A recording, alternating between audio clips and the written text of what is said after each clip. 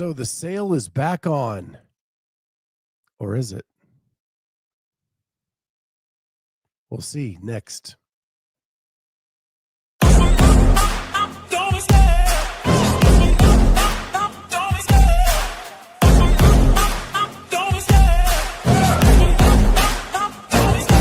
I love the chase and the hunt, and I set the pace when I'm running. I always take what I want and I always give it 100. Don't need a bank, no I'm funded. Play the game like it's nothing. I'm always thankful for something. Don't take for granted, stay humble. Now wake up! It's time to look at the enemy. Look in the mirror if he is no friend to me. What is going on, everybody? It is lunchtime. Good to see everybody. We got Meredith in the chat. We got some Shay, Kenneth, Corey. What is going on, guys? Good to be with you today. It is Thursday. Man, what a week. I'm in the middle of having to write a training document. It's one of my least favorite things in the world to do.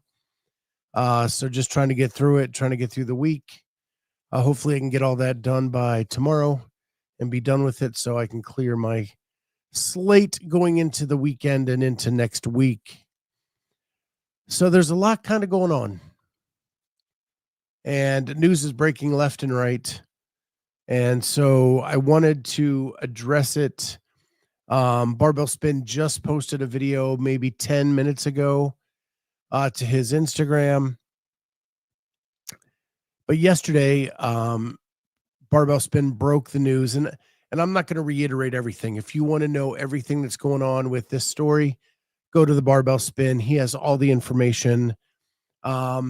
I just want to talk about it more at a 30,000 foot perspective. And that is that apparently there is new buyers who have jumped into the mix to buy CrossFit.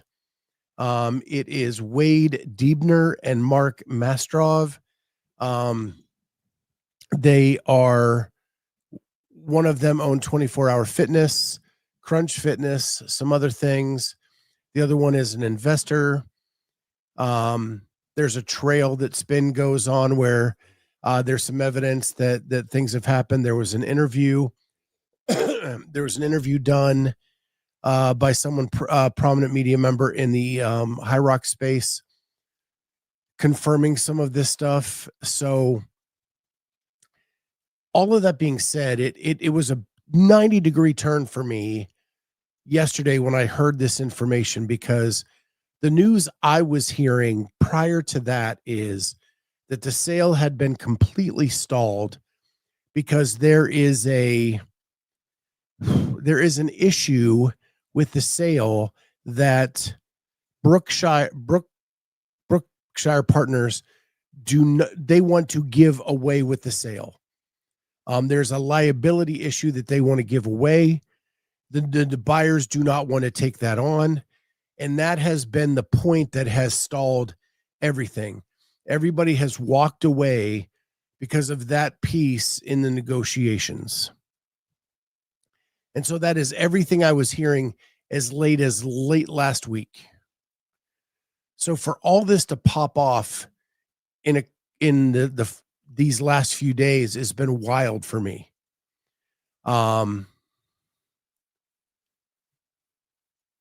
Corey Leonard, I feel like Brian has a team of people in a darkened room with 27 different screens going at the same time. I'm so ready to just find out what the new direction will be and move on. Wayne Short, interesting post that's been put up on IG with WFP saying they have met with both. Yeah, I'm going to get to that in a second, Wayne. So there was all this stuff. There was some tweet shares, and then those subsequently got deleted. But the story is that they are in a allegedly in a 90-day exclusivity deal to make the buy, meaning the buy would happen late January.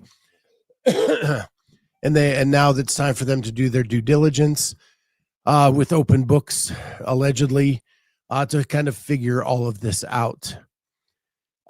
My assumption is if the same issue exists, I don't know why another buyer would take on that liability or potential liability, but it is what it is. as of this morning, I didn't really believe that this was a true piece, and I knew that Spin would keep digging. I'm not going to try to do his job for him. I will just let him report, and I will just give my opinion on the thing. But then Roger Nilsson, I believe, is the European event coordinator for WFP. He went on a Swedish podcast and he leaked a bunch of information. And you can go to Spin's Instagram to see that. But I'm just going to give the bullet points that he gives right here. In this podcast, he had AI translate it from Swedish. WFP apparently talking to a group who is trying to buy CrossFit at the Rogue Invitational. If that group actually buys CrossFit, the 2026 CrossFit Games season will change. And bullet 3, in case that doesn't happen, WFP has had meetings with Dave Castro and others within CrossFit to discuss a potential collaboration. Bullet 4, that collaboration would be centered around quarterfinals, as that's when WFP wants to have its 2026 Tour Stop 1 in Mallorca. So a lot to break down there. Apparently, WFP is going forward as they believe there is some validity to this group buying it, as they have had meetings with them at the Rogue Invitational, which was a couple weeks ago. My assumption is if they did sign a 90-day exclusivity deal, there would be an NDA associated with that where they're really not supposed to be talking about it. But as we know in this space, it's really hard for people to keep their mouth shut. And so plans have to be made, things have to be done. And apparently WFP is trying to make their season plans, and they can't do it if they don't know where CrossFit is going to fall on the calendar, which is a whole nother story. So that is where we are today. I'm not warm and fuzzy about these new owners. Their history is a franchise model. I think that would flop tremendously if they were to attempt to bring that into the CrossFit space. They would lose every OG CrossFit gym because I've been at affiliate gatherings, and the affiliate owners are adamant about they do not ever want to be a franchisee ever. So it's going to be very, very interesting. Chattanooga. I think the timing of the leak is interesting. Basically, the deadest time of the space after all the big events before the next season. What I would say to that is it's interesting that the WFP feels like they have to leak this now when they haven't even promoted their own event during this dead time, which would be a perfect time to do that. Yet we've seen nothing from them. Chattanooga goes on to say, makes me think about what Kotler said on your show last week about how he felt the season next year is not written in pen or Sharpie. Yeah, I think there are people that know what some things that are going on, and there are others that don't. Or at least they know that there's chaos going on.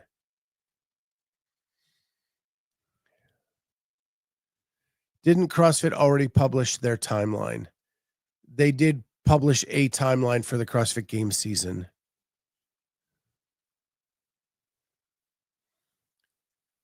What if what these new owners do is good? Probably not, but who knows? I don't think anybody knows, but I if you're going to buy CrossFit, you have people who have run businesses under this umbrella independently and created their own ecosystem locally. And if you don't get their buy-in, they are going to leave in droves. So it's not like the new owners are going to have a lot of time to prove this. And I think that we're at a point in the CrossFit ecosphere that people don't want words anymore. We've had words upon words upon words. They want to see action. They want to see plans put in place. They want to see what the future is. All this limbo and all this word mashup, word salad is not going to carry any weight moving forward. CrossFit has done the word salad stuff. WFP has done the word salad stuff and made promise after promise after promise that we never saw come to fruition. And so I think people are just tired of that. And the new owners are going to have to come in hard, fast, and heavy if they're going to make any impact and they're going to retain any of the affiliates and they're going to make a difference. They better have a plan coming in. I'm telling you, like right off the bat, and there has to be action steps to it. Action steps, or they're going to lose people. I find it hard to believe that new owners would come in and just toss out a published timeline. I don't know. I work in a world of state government where my boss can change every 4 years after an election. I am telling you that there have been governors that have walked in the door and scrapped plans and projects that have been worked on for years to start their own agenda and their own ideas and their own timelines. So to say it wouldn't happen, I think is being naive. It just depends on how these new owners look at it, how important it is to them to get this fixed, in their opinion, righted, or to get to their plan. If they want to do it immediately, they're going to do it immediately. So could they come in balls to the wall? That I think they have to. I think if they don't take action immediately and it's more word salad, you're going to lose more people than you retain. I think you're going to have to show people what you're about. And it's going to take all action. So that's where we are with this. This morning I was of the belief that I didn't think it was a serious bid. I still am not sure. I'm still not sure it's a serious bid. If WFP are talking to both CrossFit and the potential new buyers, then I'm not sure they believe it's a serious bid. There is still this 90-day window where they can back out pretty easily. And again, I mean, I've heard over and over again why the sales have failed recently is that there is this thing or things that have a liability associated with them that Brookshire wants to get rid of and that the new owners do not want to take on. And that is what has killed the sale over and over and over again. And I don't think that has gone anywhere. So that's where we are with the sale. I saw earlier that I think it was Larry said he just wants to know what the direction is. I'm so ready to find out what the new direction will be and move on. I think we all are, but I don't see it happening before Christmas for sure. I think we're stuck. I think we're stuck in this middle ground at least into the holidays.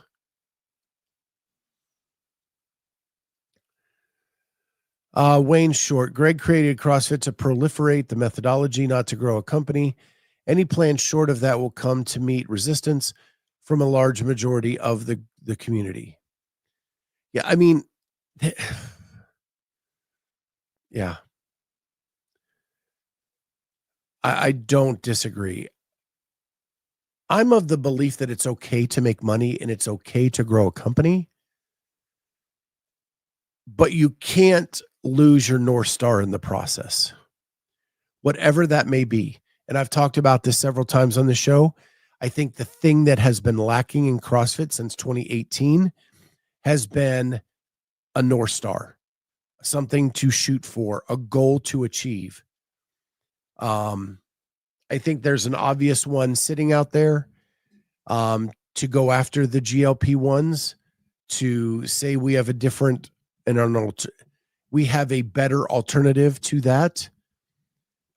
Just come see us. But I don't know. We'll see what happens. I've heard stories about 24-hour fitness that aren't warm and fuzzy. So that concerns me a great deal. If these are truly the buyers of CrossFit, the original press release said like many people, celebrities from the sports and entertainment world would be involved. That seemed very vague. And one of those kind of promises to shine a light on something that I don't know if they're, again, all these promises and all these words mean nothing to people right now. So we'll see. My suggestion is keep following, go to Instagram, follow the Barbell Spin. He's going to have the latest information. That dude is diving in hard right now, and the news is going to pop. I subscribe to his breaking news stuff. I suggest that you guys do that, because you'll know as soon as things are released that way. I'm just here to give my opinion about things, and I can't do it as well as he does. So please go check him out for sure. The other thing about WFP, and Hiller kind of stole my thunder on this morning, but I'm going to dive into this a little bit. Is they put out this Instagram piece about the 2026 Pro Card, and they talk about some like flashy language about consistency, support, global exposure. And why this like really triggered this as a topic for today is, in addition to this being posted, as a media member, I got an email from WFP saying, hey, if you forgot, we're doing Copenhagen in December, and you can still apply for media credentials, and you can still sign up for accommodations. I have, in my whole time in CrossFit as a media member, never have I had to be sent a reminder that an event was coming up and that, hey, don't forget, go ahead and apply for your media credentials. I think that is a worrisome sign that you're reaching out to media a second time to tell them, hey, in case you forgot, we're still here.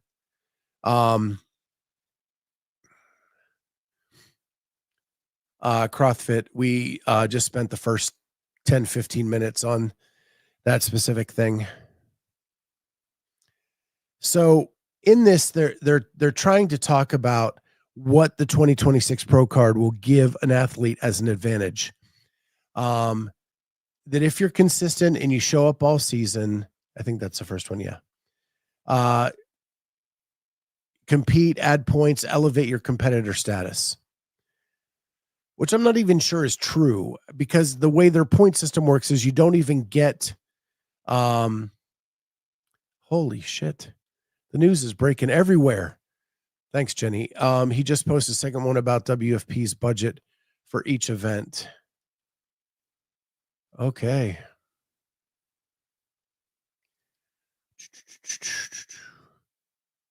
Okay. Let's check that out before I get into all this.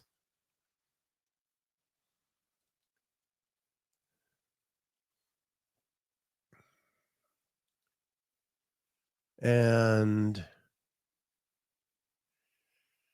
WFP's budget for each competition is $2 million.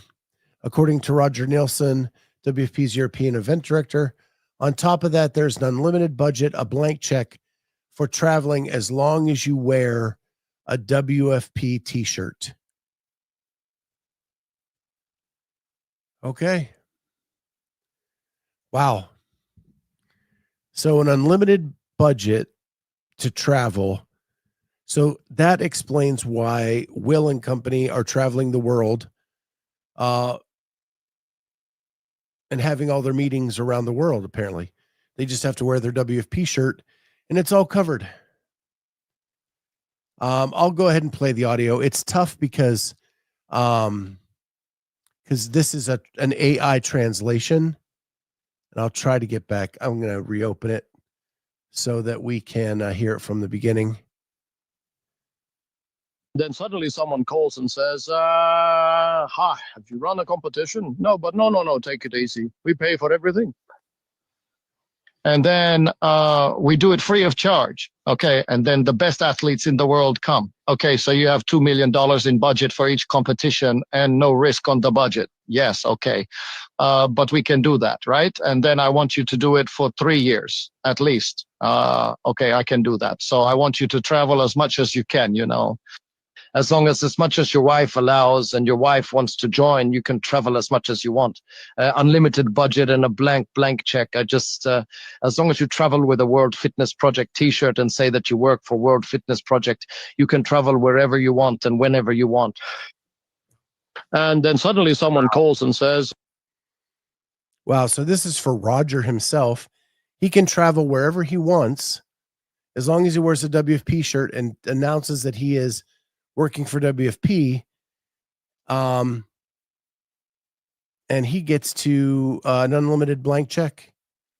Wow. What is it like to have that kind of money? Oh my gosh. I am never going to know. I'm never, ever going to know.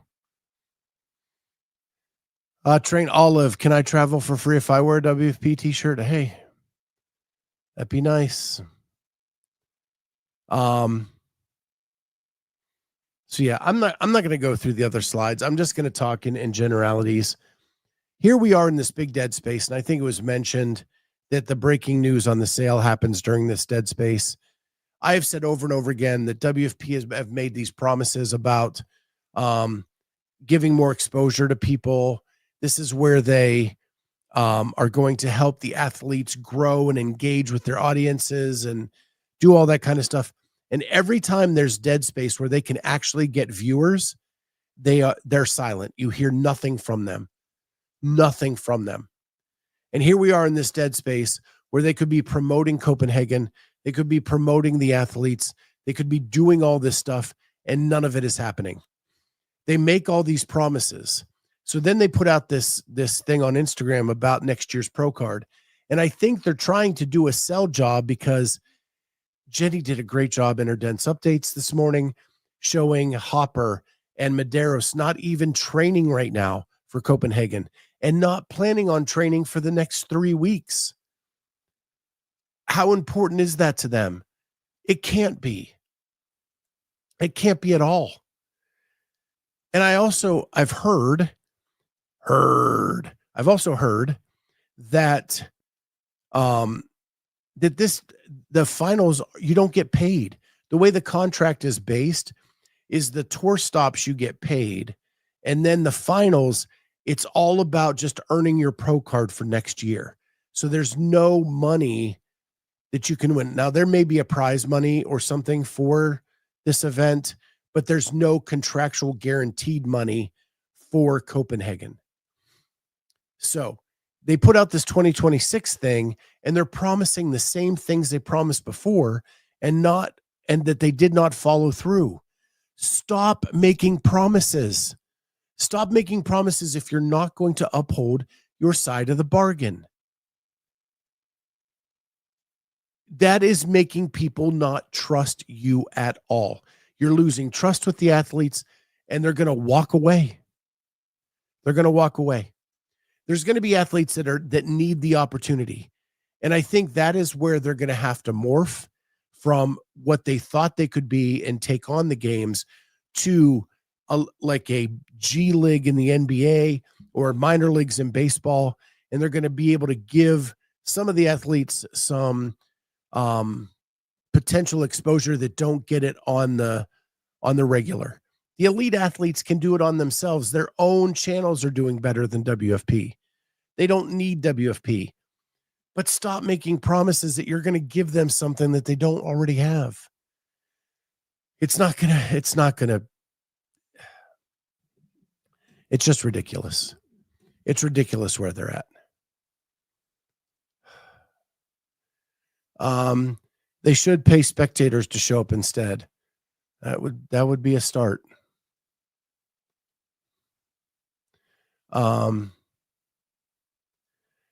Ortega, can't be mad about it. I know everybody would take that job if you can travel. I'm not upset at Roger for taking the job. If someone wants to pay me to travel the world for free, sure. I mean, I would do it. But it doesn't mean that it's going to be a quality event at the end of the day. If you're doing it for the money, you're not doing it for the right reason to make a quality event. And I think that's probably the grand problem in this whole thing. Walking in with a blank checkbook and getting people that are willing to do it just for the money doesn't make a quality product. You get people that want to do it for the passion of it, for the love of it, just because it's something they want to do and make something great.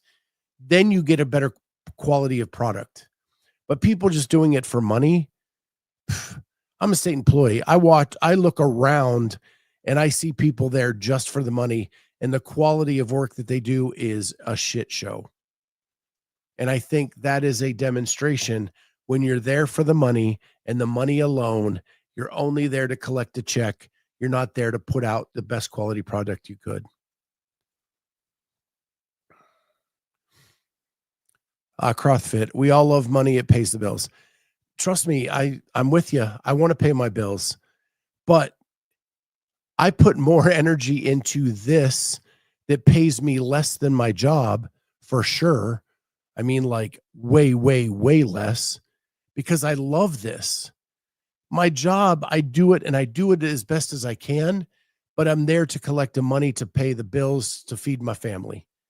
And I probably don't put the same effort into that as I do into this thing that I love. Just imagine how much the prize pool for all athletes could be if they didn't do all this traveling. Sounds like fake it till you make it.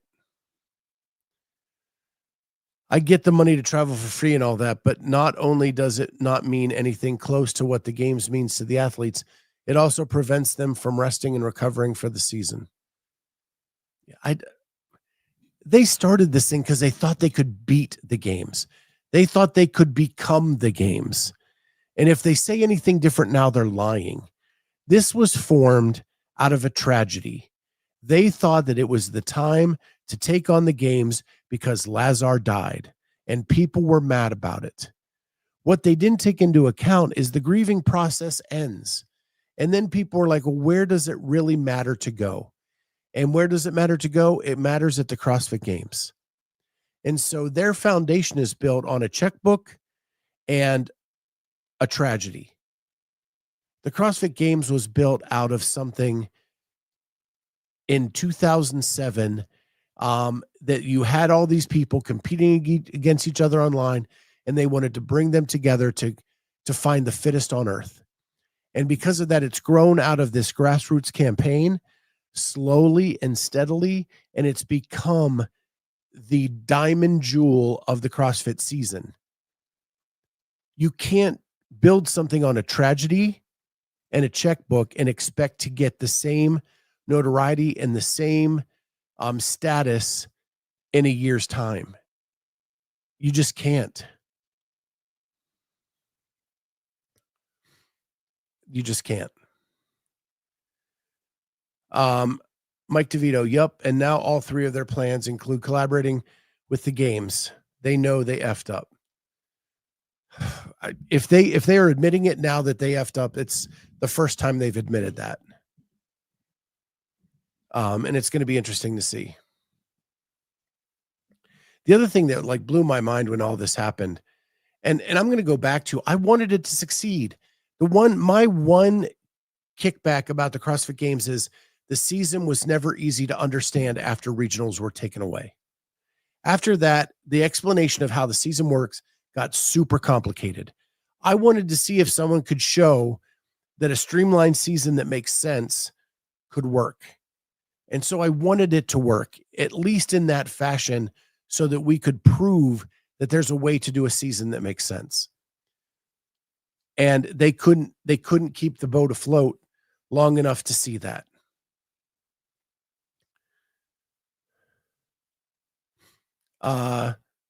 Ortega, athletes can say no. I think that's the problem. I think they're starting to say no. We had withdrawals at Tour Stop 2. We've now had a handful of withdrawals for the finals. And they're still 6 weeks out.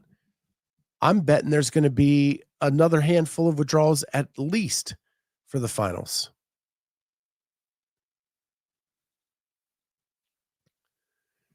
So anyway, the other thing is that's wild to me is that when the higher you finish, the more you get on your pro card for the next season, but they don't ever say the dollar amount. Never say the dollar amount. Every pro contract in the United States in basketball, football, prize money at a tennis match, prize money at a golf tournament is public knowledge. Everybody knows how much they make. Everybody. And for some reason, and even the CrossFit Games, they publish where you finish, how much you make. If you win an event, this is what you make. And they haven't published anything. We don't know how much the contracts were. We don't know how much anything is at this point. And because of that, their promised transparency that the games never gave them goes out the window because they can't even tell you that. So there it is. I really didn't want to go into a long WFP rant today, but what they've done is just mind-boggling. And I can't believe that if it's a blank checkbook for 3 years, it's going to be really telling if people withdraw from this last finals, who actually is going to get a pro card. And when we evaluate the people who get the pro card, my guess is it's not going to be the people they think they need to be a top tier contender. And I think there are athletes that just don't want to do it all. So, I mean, we've talked about this in the last week. Jeff Adler just won Rogue and a hell of a lot of money, hundreds of thousands of dollars. He already missed Tour Stop 2. His chance to come back from that is not great to get a pro card. And you're coming off of an injury, and at Rogue you talked about like the lack of confidence you had in that injury until you made it through the weekend. Do you risk damaging it again to go to Copenhagen for the outside chance you could get a pro card? Or do you say, hey, that isn't worth it anymore? And do you walk away? Because I just took home whatever it was, $280,000 or $260,000. You know, it's going to be very telling in these next 6 weeks who shows up and who doesn't. And I mean, Tia already sat out this year's season completely.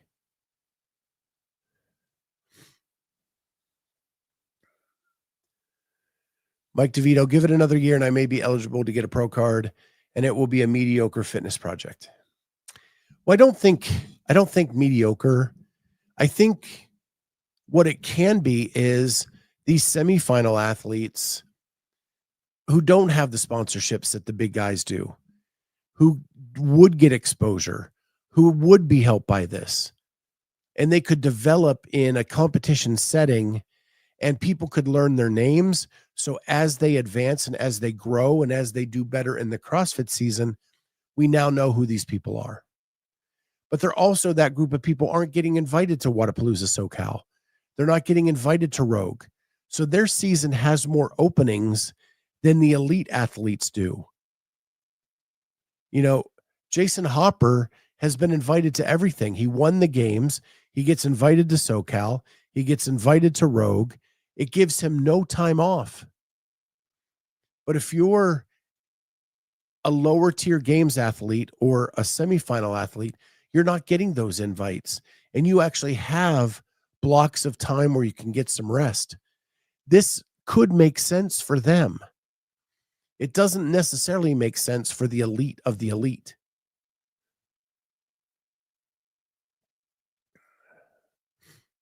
So, anyway, there's that. The last thing that's always bugged me about the WFP is you wanted to be different than the CrossFit Games, yet you started your organization with everybody who worked at the CrossFit Games. Your announcing crew were CrossFit Games people. Your media people were CrossFit Games people. What are you doing different? You advertised, you promised we're going to be different. We're going to do more exposure. And then you hired the same people who were doing the same job at CrossFit. And you were expecting a different outcome. And the reality was you didn't even get that.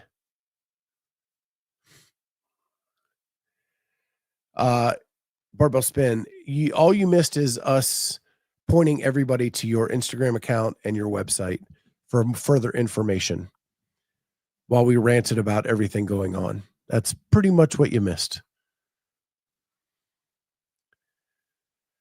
Mike DeVito, fair point. Like how the major leagues has minor league ball clubs, that I could see, and it could be great, but the WFP will never look at it like that. I don't think. Yeah. I mean, Will said in an interview when asked that exact question, no, but I could see the CrossFit Games being a minor league system for the WFP. That is a little bit of delusion right there.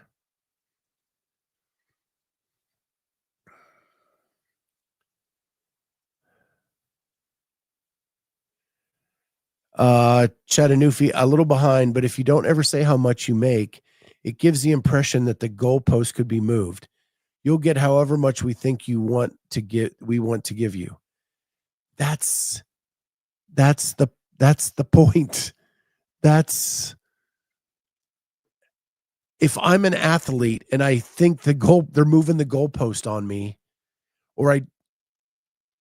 and what incentive do I have to shoot for the next layer if you never tell me what the next layer is?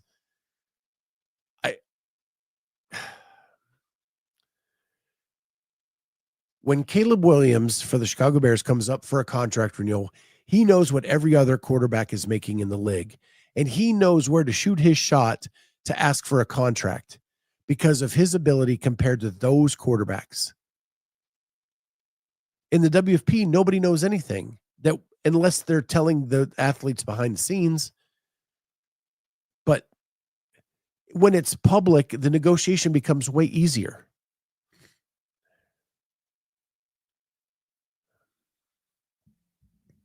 I don't know.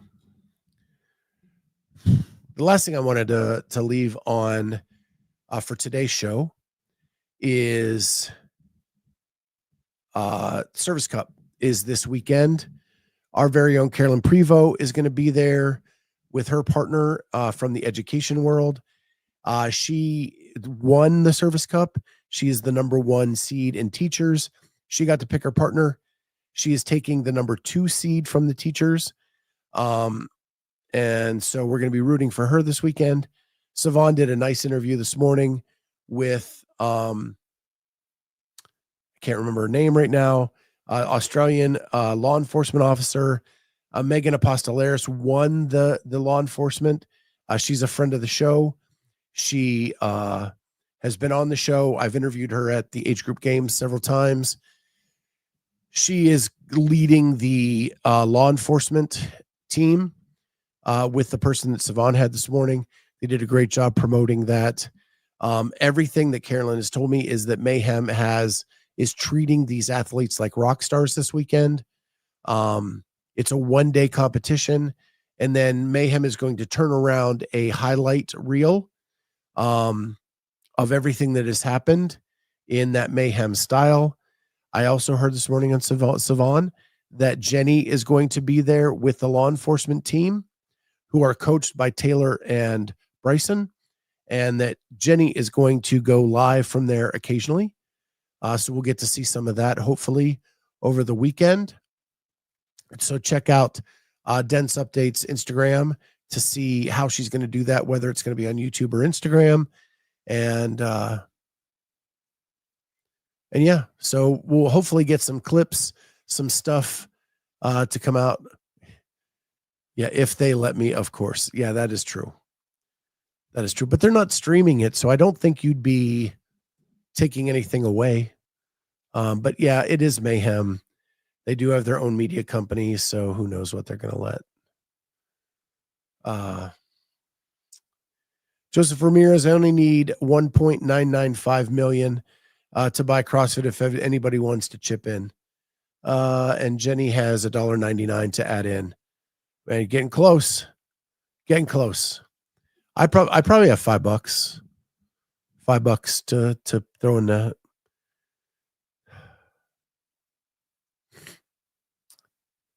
Scott is jazzed up. I am very jazzed up today.